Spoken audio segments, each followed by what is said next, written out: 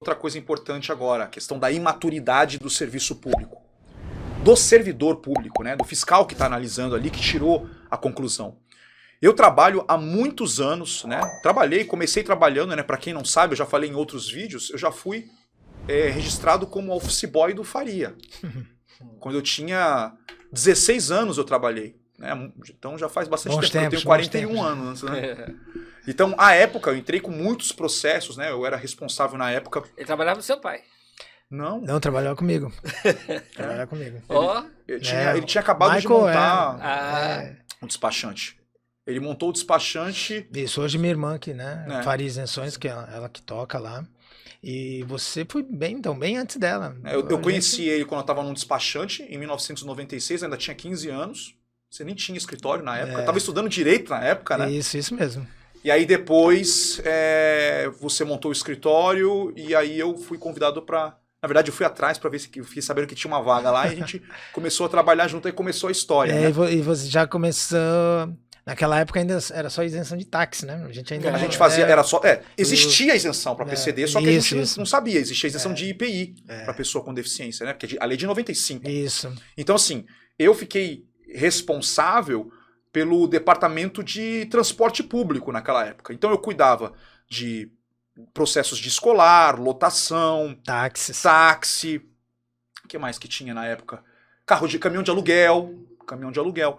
E assim, o táxi, eu dei entrada em vários processos e eu acabei tendo um relacionamento com Secretaria da Fazenda, Receita Federal. Exato. E aí, cada funcionário tinha uma visão de mundo diferente. Um já estava bem entendido, estava mais maduro, mas tinha aquele funcionário público que ele era mudado de setor recentemente, né? E vai saber porque foi mudado de setor, que caía nesse setor de isenção e começava a querer, não tem problema nenhum, ele fazia interpretação da lei, ele era o fiscal ali, ele estava ali para isso, mas como se ele nunca tivesse consultado os outros colegas que já estavam acostumados com aquele processo.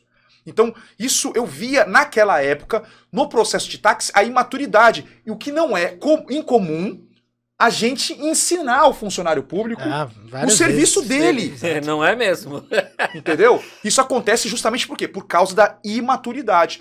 Lá, eu tive numa reunião como fosse uma comissão, uma assembleia, não lembro o nome que deram, para debater a isenção de IPI na OAB de Joinville, em Santa Catarina, e foi convidado o fiscal da Receita Federal, que era o chefe lá, não era o chefe, ele era a única pessoa que era a responsável, um auditor, que era o responsável, que há pouco tempo ele estava ali em Joinville, né, que cuidava de toda aquela região ali, sobre a isenção de IPI. E a isenção de IPI estava durando 8 meses para sair. No tempo que o processo ele era manual.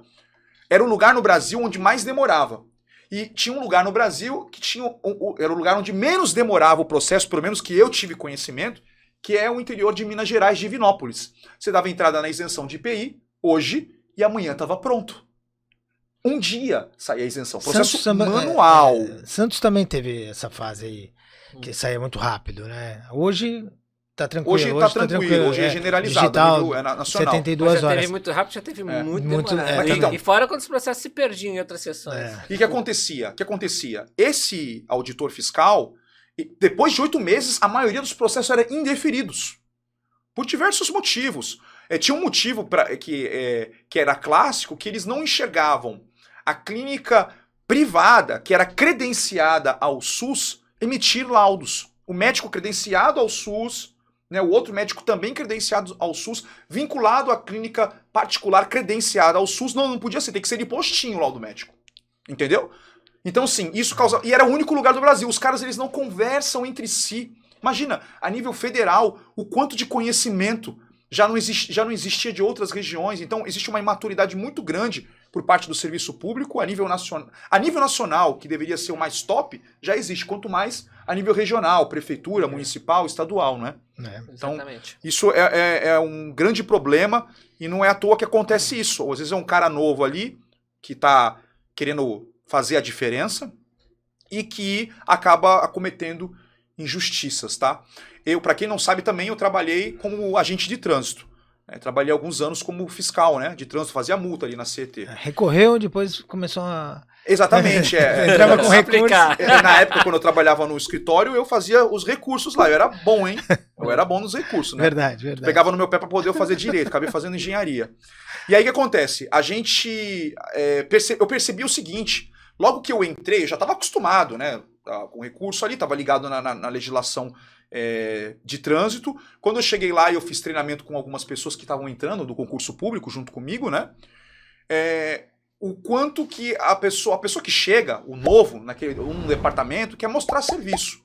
Então o que vai acontecer? Ele começa a olhar ao redor dele ali e tenta pegar tudo, né? Então, obviamente que o mais novo, que está trabalhando naquela função, servidor público no caso, ele é o cara que faz mais multa.